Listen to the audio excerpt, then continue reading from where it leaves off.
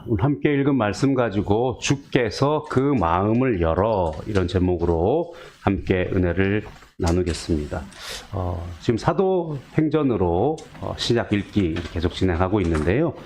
지금 이제 바울이 2차 선교 여행 중입니다. 그리고 빌립보 지역으로 이제 오게 됐는데, 빌립보 선교의 스토리는 사도행전 16장의 중간부터 이렇게 쭉 나와 있는데요.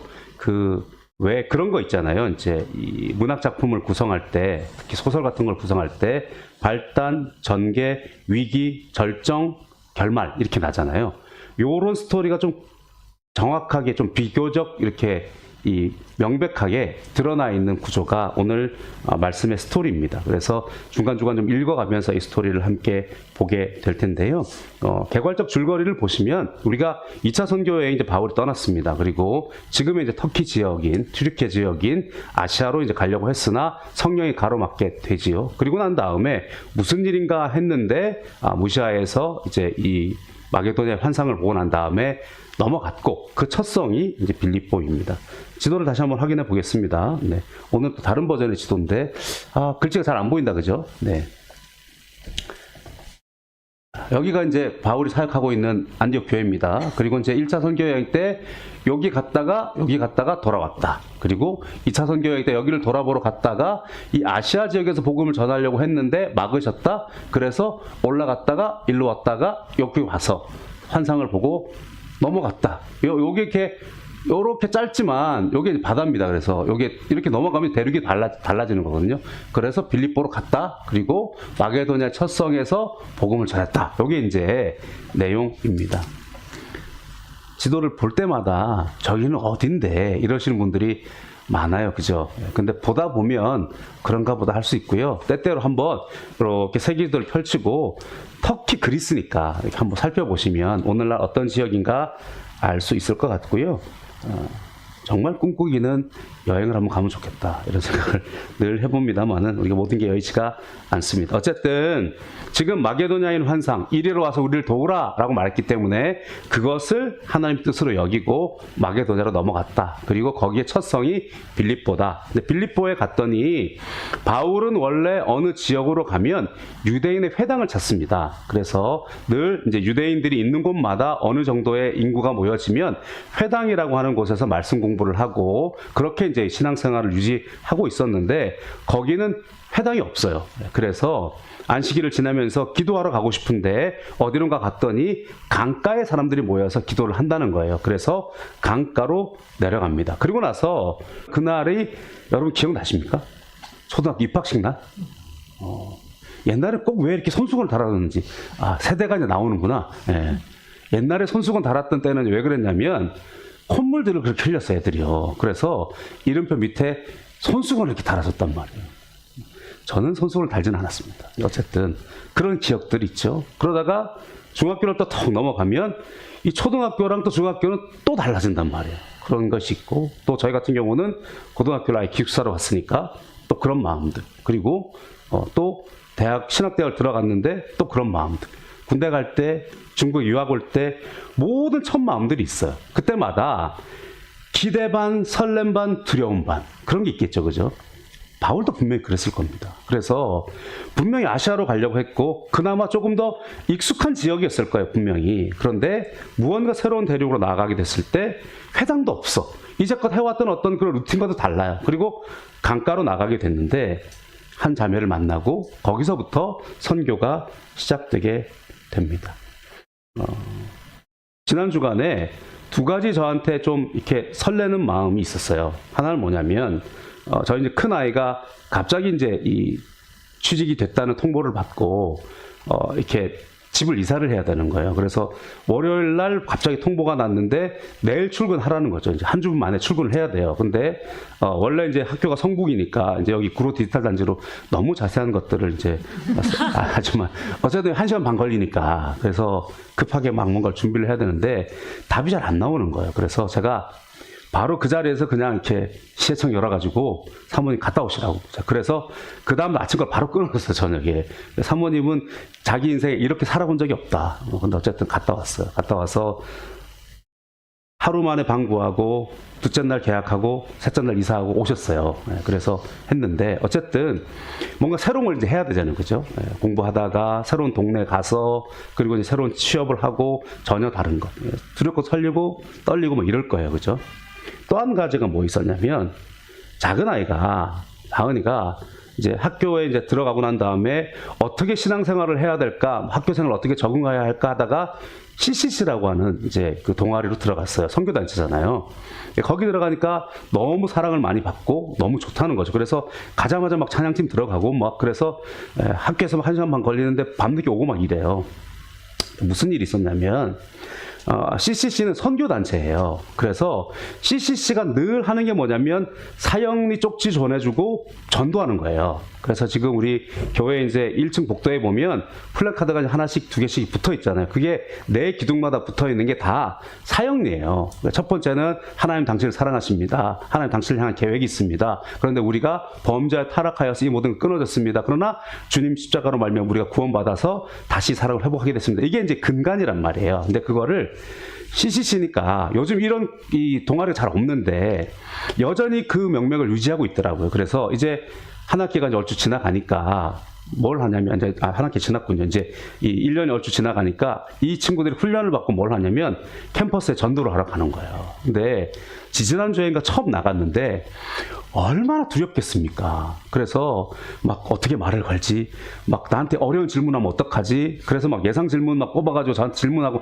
이러더라고요. 근데 첫 주에는 아무런 반응이 없었대요. 그래가지고 그냥 두렵고 떨리는 마음으로 자 이거 했다는 거죠. 그런데도 일단 전했다는 게 기뻐서 같은 이제 동아리 상들이 이제 걔들 C맨이라 그러더라고요. C맨끼리 모여서 커피숍 들어가면서 사진 하나 찍어서 보냈어요. 얼마나 기특해요. 네, 지난주에 한 사람이 영접을 한 거예요. 할렐루야. 네. 그 전혀 모르는 사람에게 복음 증거하러 가는 그 두려움 있죠. 우리가 또 지난주에 이제 우리 이 세 가지 초청 주의를 했기 때문에 여러분들도 그 마음을 지금 공히 느끼셨을 거란 말이에요. 내가 친구한테 이제껏 잘 지냈는데 입장 바꿔서 교회 가자 이야기하면 나를 어떻게 생각할까?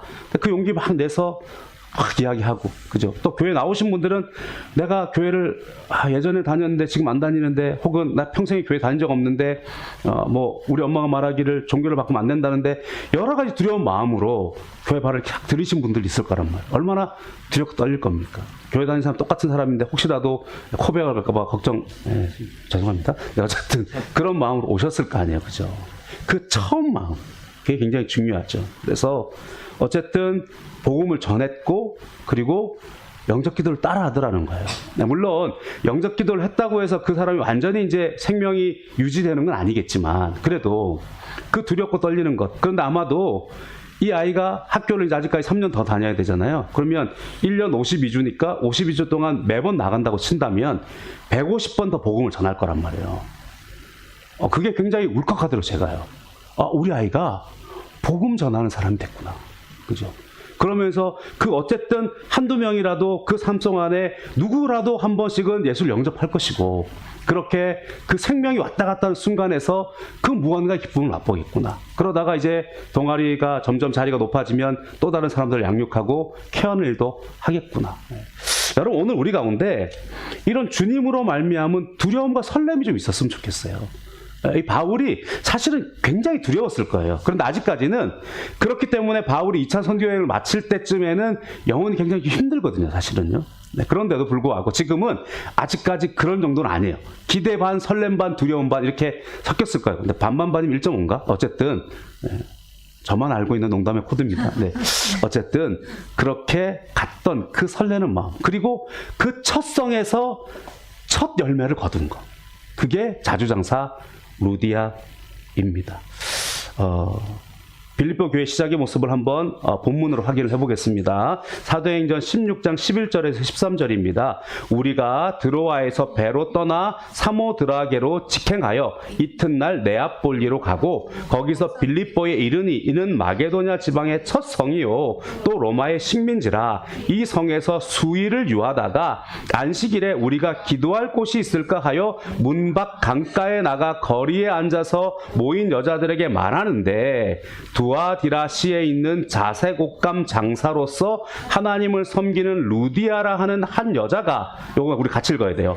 말을 듣고 있을새 그 주께서 그 마음을 열어 바울의 말을 따르게 하신지라. 그와 그 집이 다 침례를 받고 우리에게 청하여 이르되 만일 나를 주 믿는 자로 알거든 내 집에 들어와 유하라 하고 강권하여 머물게 하니라. 아멘. 선교는, 전도는, 복음 받아들이게 하는 것은 하나님이 하게 하시는 겁니다. 우리는 우연히 예수 믿은 게 아닙니다. 우리가 웬일인지 웬 말인지 내 마음속에 예수가 믿어진 것, 웬일인지 웬 말인지 내가 그냥 교회를 한번 가볼까라고 결정한 것, 모두 다 우연이 아닙니다. 하나님이 내 마음을 여신 것입니다. 할렐루야. 예전에 되게 전도 쉽게 하시는 분도 있더라고요. 우리 교회 이제 한 10여 년 있다가 한국으로 가신 분인데 어떻게 전도 받으셨어요? 했더니 그분은 북경순복음교회가 첫 믿음이에요. 근데 어떻게 전도 받으셨어요? 했더니 천국 가신 우리 원로 목사님이 엘리베이터에서 같은 아파트 사시면서 엘리베이터 올라가다 그냥 마주쳤대요. 그리고는 안녕하세요. 저는 북경순복음교회 이사무엘 목사입니다. 예수 믿으십니까? 안 믿는데요. 다음 주에 교회 가실랍니까? 그러고 오셨대요. 그리고는 세례 받으시고 집사명 받으시고 전도도 하시고, 그리고 한 10여 년 이렇게 사역하시다가, 사역이 아니고 봉사하시다가 이제 남편이 이제 해결되면서 들어가시게 되시는 그런 케이스 있겠죠. 네, 우리가 각자가 예수님 만난 사건들이 있는데요. 어떻게 보면 우연 같고, 어떻게 보면 사건 같고, 어떻게 보면 그냥 자연스럽게 된 것 같지만 그 모든 것에 우리 주님께서 내 마음을 여신 겁니다. 이것이 사실은 가장 큰 구원의 확신입니다. 오늘 이제 이 김요한 선교사님이라고 하는 분의 간증을 2번 정도 나눠서 이제 할 텐데요. 전에도 한번 말씀드린 적이 있는데, 이분이 이제 여기 북경에 이제 무슨 이 활동이 있어서 오셨다가 저랑 막 탁구도 치고 막 그랬어요. 근데 이런 분인지 몰랐어요. 그 사진부터 한번 보여줄까요?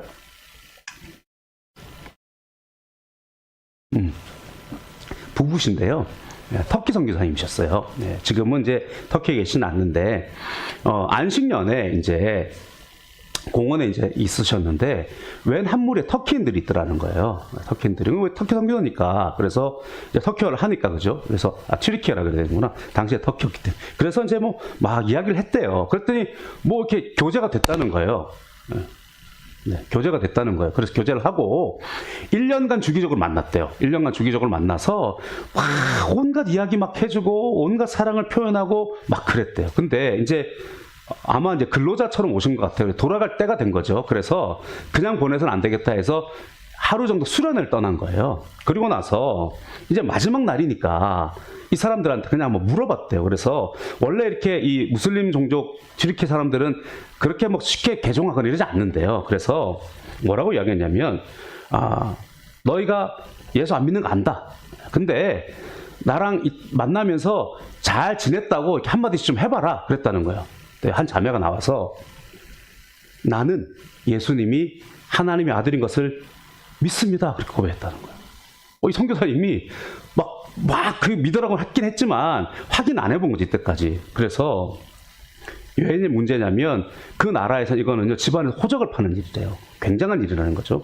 그래서 깜짝 놀랐다는 거. 근데 마이크를 이제 이렇게 주고 받으면서 이제 한마디씩 하라 그랬으니까. 근데 이 딸의 아버지가 같이 나와 있었는데 아버지가 마이크를 봤더니 저도 예수님을 믿습니다. 이랬다는 거예요.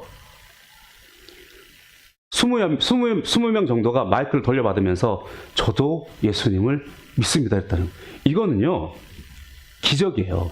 이 목사님이 기분 나빴던 게 뭐냐면요, 야 근데 왜 한 번도 나한테 그 이야기를 안 했냐 그랬어요. 그 사람들 뭐라냐면 당신이 한 번도 안 물어보지 않았냐는 거예요.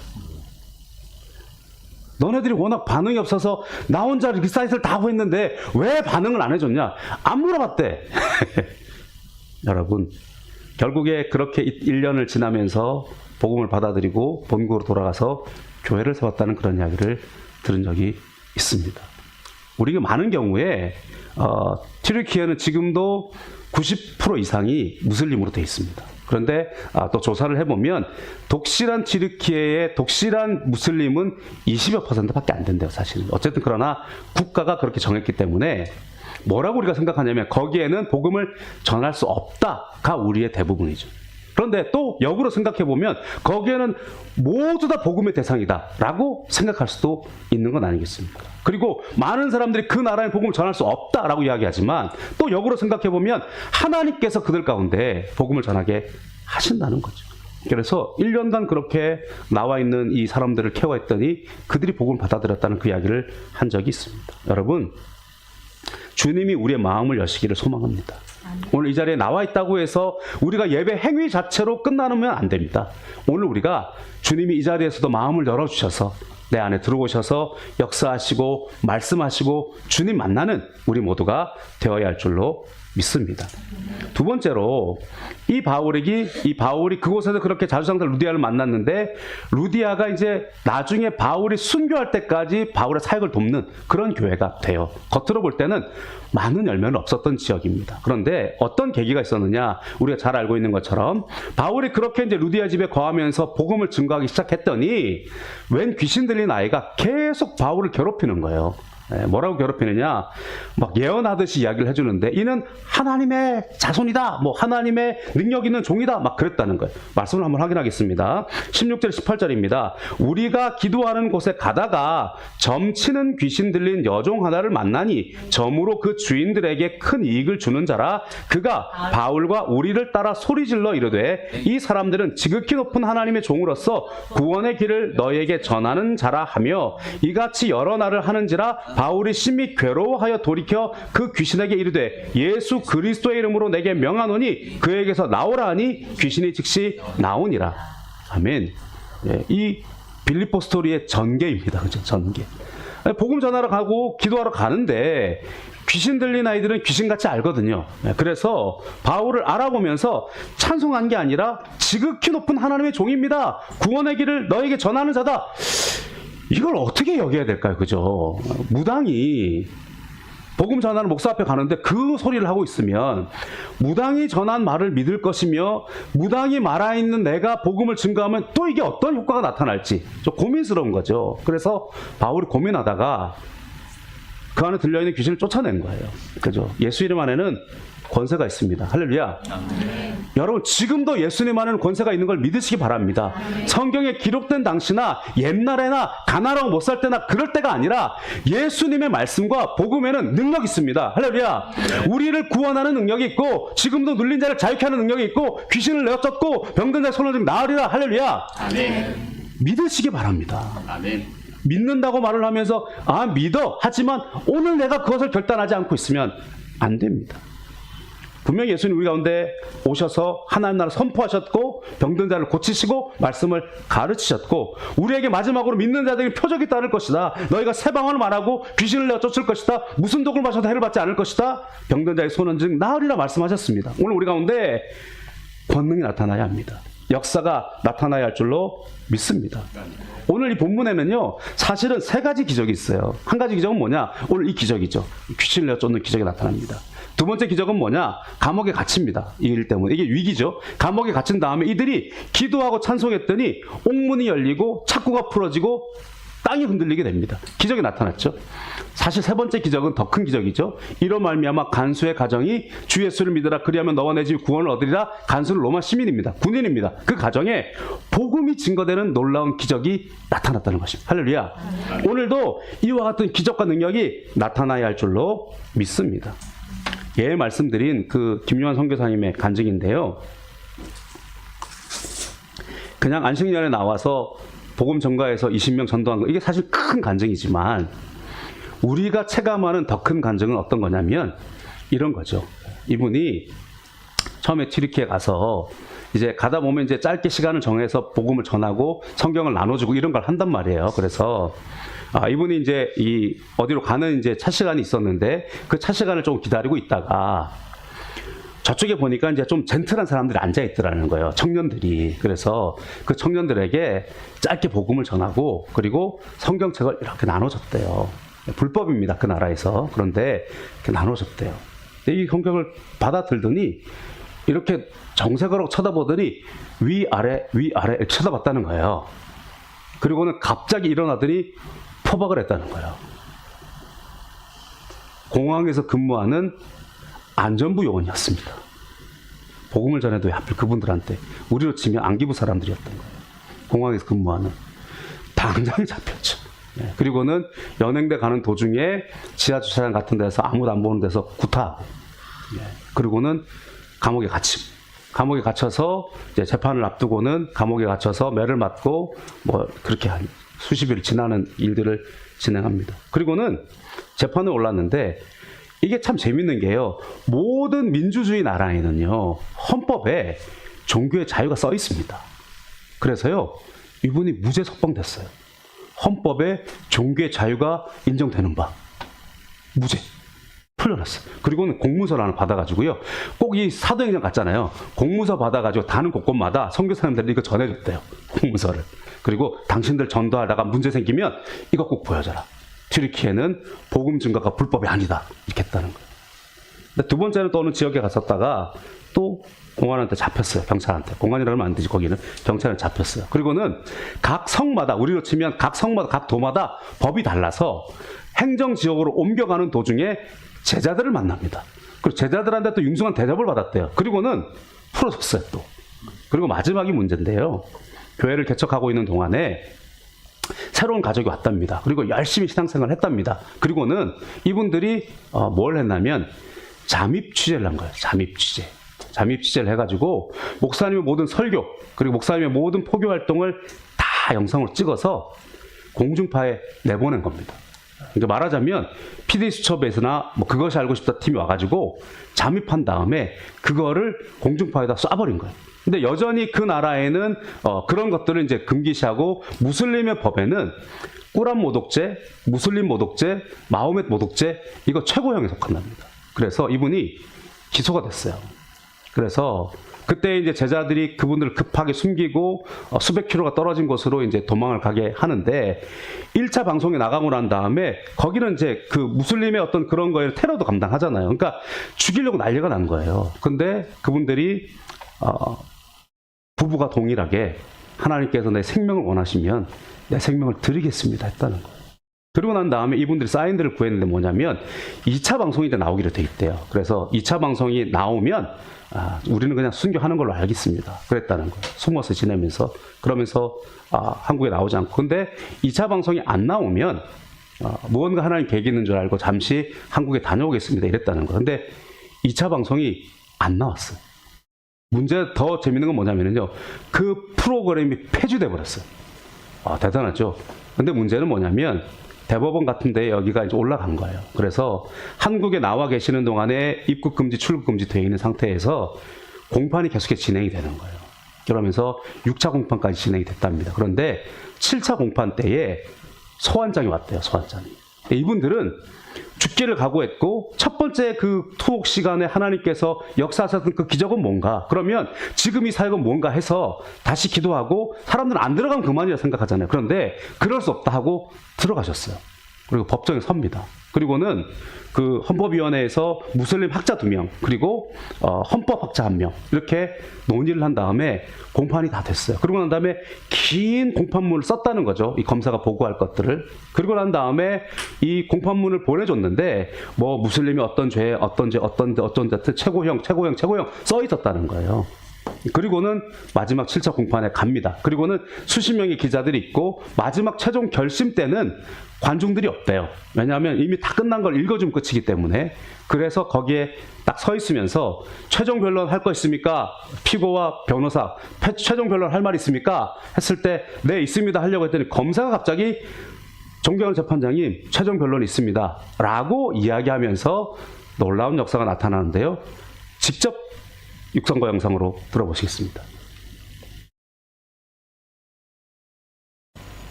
새롭게 하셔서 나오셔서 간증한 내용입니다. 재판에 가니까 법정 구속이 되는 데는 방청객이 없는 곳입니다. 일반 판정은 재판장은 방청객이 허용이 되는데 그냥 판결문이 미리 정해졌다는 것에 아주 조그만 곳에 제가 서고 변호사가 앉고 뒤에는 수십 명의 기자들이 있고 마지막에 이제 판사가 피고는 마지막 진술할 것이 있는가 믿습니다. 변호사는 있는가 있습니다.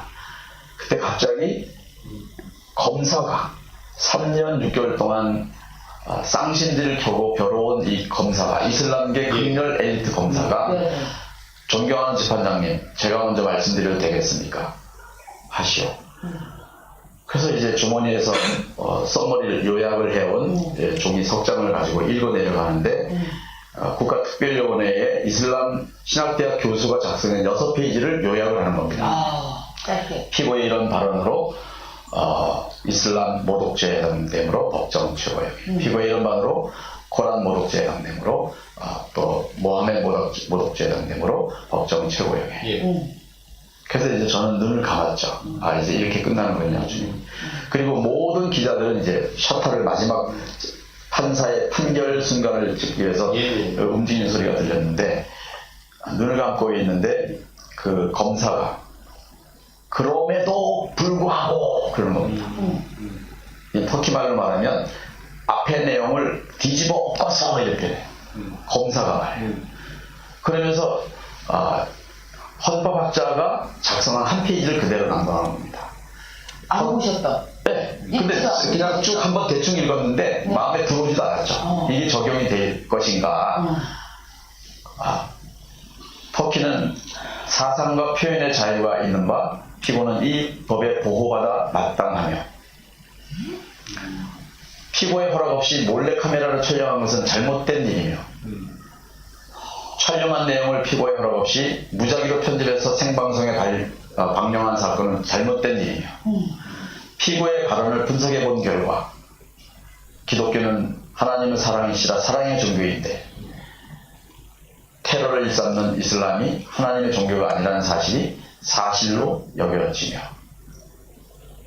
꾸란에 수많은 모순점이 있는 것으로 보아 꾸란은 하나님의 책이 아니라고 하는 피고의 발언이 사실로 여겨지며 예수님은 구약의 영이 되고 신약의 성취되었지만 신구약을 통틀어 예수님 뒤에 모하메 선지자가 오리라고 하는 것이 성경에 없는 것으로 보아 모하메는 하나님의 선지자가 아니라는 피고의 말이 사실로 여겨지므로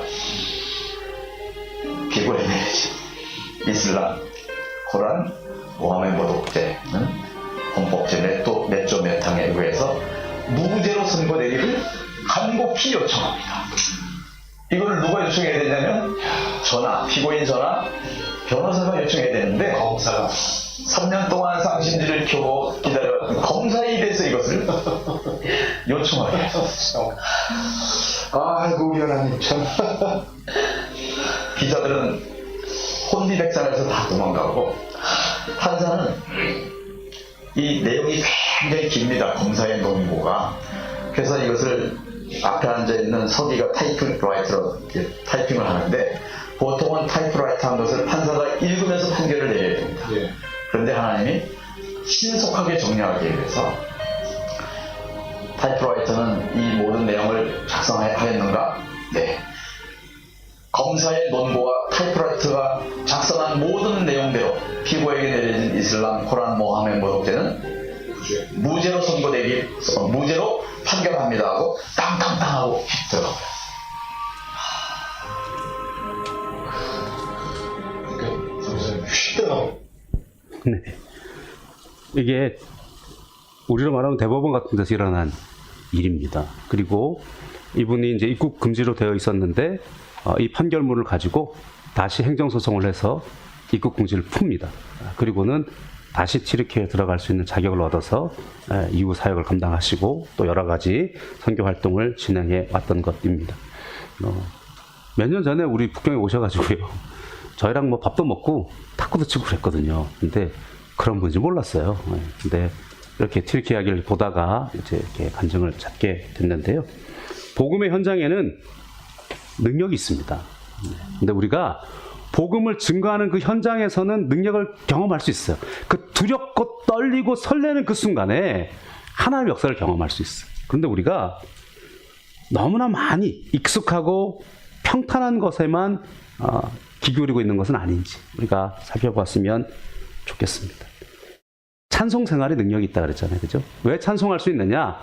이분들은 이미 이분들을 이야기를 하면 되죠. 이 바울과 실라가 빌립보 감옥에 들어가서 매를 맞고 착고에 차이고 감옥에 갇혀 있어요. 그곳에서 기도하고 찬송합니다. 왜 그럴 수 있느냐? 이분들이 말씀했던 것처럼 생명을 맡긴 거거든요. 오늘 아침에 제가 또 어떤 간증 하나 듣고 왔는데요. 기가 막힌 간증을 하시더라고요. 비장애인 목사님인데요. 맹인 교회를 섬기려고 교제를 했더니 당신은 맹인이 아니어서 우리를 모른다 그랬다는 거예요. 그분이 뭐라고 기도하시는지 아십니까? 하나님 저도 맹인 되게 해주세요. 기도했다는 거예요. 그래서 사랑하는 그 형제랑 교제하면서 형 나 맹인 되게 해주세요라고 기도하고 있어요. 그랬더니 야 이놈아 그런 기도를 하면 어떡하냐. 네가 맹인이 되면 너도 섬김을 받아야 되는데 네가 우리를 섬기려면 맹인이 되면 안 된다. 그래서 다시 기도 제목을 바꿔서 목회자가 되어져서 맹인들을 섬기고 있다. 그런 이야기를 합니다. 그러면서 그분이 뭐라고 기도했느냐? 다음에 제가 한번 간증 찾아서 말씀드릴 텐데 그러면 맹인 아내를 얻게 해주세요. 그랬다. 지금 말 그대로 맹인 아내를 얻어서 교회를 섬기고 있어요. 여러분 누군가의 영혼을 위해 누군가의 생명을 위해 그런 안타까운 마음들, 긴장하고 떨리는 마음들이 우리 가운데 있습니까? 오늘 우리들이 어떻게 하나님 뜻대로 살아갈까 고민하면서 긴장하고 떨림이 있습니까? 여러분 워라밸을 즐긴다고 말을 하지만 우리들의 인생의 목표가 40에 50에 해변가에서 조개 죽고 살아가는 게 인생의 목표가 끝이 나면 안 된다는 거예요. 왜 그러냐? 제가 저희 아이가 이제 이렇게 직업에 들어가는 모습 그리고 영혼 구하는 모습을 생각하면서 이렇게 묵상된 게 있어요. 그걸 조금 나누고 마치려고 합니다. 우리 모두가 다 일하면서 살거든요. 왜냐하면 에덴 동산에서 우리가 쫓겨나면서 수고 일을 하게 돼 있어요. 그런데 일하지 않으면 삶에 필요한 소득을 얻지 못해요. 그런데 일이라고 하는 게 좀 능동적인 일이 있고 조금은 수동적인 일이 있더라고요. 그게 뭐냐면 우리 모두는 누군가에게 어쨌든 뭐 능동적이고 수동적이든 간에 일이라고 하는 게 뭐냐면 전하거나 팔거나 가르치거나 필요한 것들을 공급하는 일이에요. 다른 사람의 필요를 채워줘야 나의 필요를 채울 수 있어요. 그래서 일을 하는 거예요. 그러니까 일 안 하고 먹겠다는 건 잘못된 이야기예요, 사실은요. 그러니까 그 일이 뭐 좀 능동적인 건 뭐냐면 전하는 거, 그죠? 가르치는 거, 그리고 뭔가 이렇게 그 사람을 고쳐 나가는 거 이런 것들이잖아요. 이제 그런 것들 중에 우리가 생활 속에 들어가는 건 세일즈라는 게 있고요, 그죠? 뭐 어쨌든 막 홈쇼핑을 하든 어쨌든 팔아야 된단 말이에요, 무언가를. 그런데 이것이 이제 우리 가운데 이 세일즈가 가장 힘들잖아요. 그런데 우리 복음 안의 영역이면 복음의 세일즈가 복음을 전하는 거란 말이에요. 이게 가장 두렵고 떨리는 일이에요. 날마다 모르는 사람 만나갖고 일을 해야 되니까 현장이란 말이죠. 그럼 이거 조금 수동적인 일은 뭐냐면 사무직을 본다든지 뭐 혹은 같은 회사 내에서 우리가 무언가 섬기는 일을 한다든지 그런 것들이 있잖아요. 근데 그런 것들은 조금 수동적이에요. 그러니까 오다가 내려오는 것만 하면 돼요. 그러나 분명한 것은 어떤 영역에 있든지 간에 필요한 것들을 해야 내가 필요한 것들을 얻을 수가 있어요. 그것이 땅을 살아가던 하나님 나라를 살아가던 똑같단 말이에요. 그러면 우리가 흔히 말하는 하나님께 복을 받기를 원한다. 하나님 나라에 무언가에 필요된 것들을 해야 복을 받는 거 아니겠습니까? 이 땅에서 우리가 무언가 성공하기를 원한다. 이 땅에서 요구되는 무언가를 해야 된단 말이에요. 그런데 이게 유보되는 시기가 있어요. 미성년자 시기. 그때는 뭐 하면 되느냐? 밥, 뭐 달라면 주고, 그죠? 뭐 크고. 각 연령층에 이제 우리 아이들이 이제 교회에 있잖아요. 그죠? 말 그대로 이제 영아부, 유아부부터, 그죠? 네. 그리고 유치부가 있고, 초등부가 있고, 중고등부가 있고, 청년부가 있고, 각각의 요구가 다 달라요. 그런데, 어쨌든 중고등부 때까지는 우리가 무언가를 한다고 해서 그거에 대한, 우리가 그 무언가 소득을 얻기 위해서 내가 무언가를 하는 게 아니잖아요. 공부하는 게 부모 잘 되라고 공부하는 게 아니에요. 이거는요, 투자해주는 거라면 투자. 무언가 그 시기에 자기를 잘 관리해서 정말로 세상에 필요한 것들을 할 수 있을 때까지 부모가 투자해 주는 거란 말이에요. 그래서 그 소양과 실력을 키워야 돼요. 그러고 난 다음에 이제 그 모든 기간이 끝나면 세상에 나가서 세상이 원하는 거를 적극적으로 투자를 하든지 소극적으로 뭔가 봉사를 하든지 어쨌든 그 일을 하면서 그거의 필요를 채운단 말이에요. 그러니까 지금은 이들이 일이 뭐냐면 자기의 소양을 잘 만드는 거. 그죠? 그래서 부모들이 혹은 뭐 여러 사람들이 잘 배워주기도 하는 거예요. 이때 배운 걸 가지고 평생 써야 되니까. 그 시기를 허투루 보내면 안 돼요. 그러니까 뭐 즐길 것 다 즐기고 놀 것 다 놀고 그러면 안 된단 말이에요.